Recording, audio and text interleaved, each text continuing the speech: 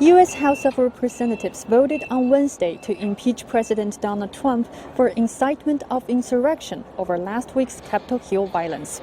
As a result, with just a week left in Trump's presidency, Trump became the first president in the U.S. history to be impeached twice by the House. On this vote, the ayes are 232, the nays are 197. The resolution is adopted. Without objection, the motion to reconsider is laid upon the table. Congratulations.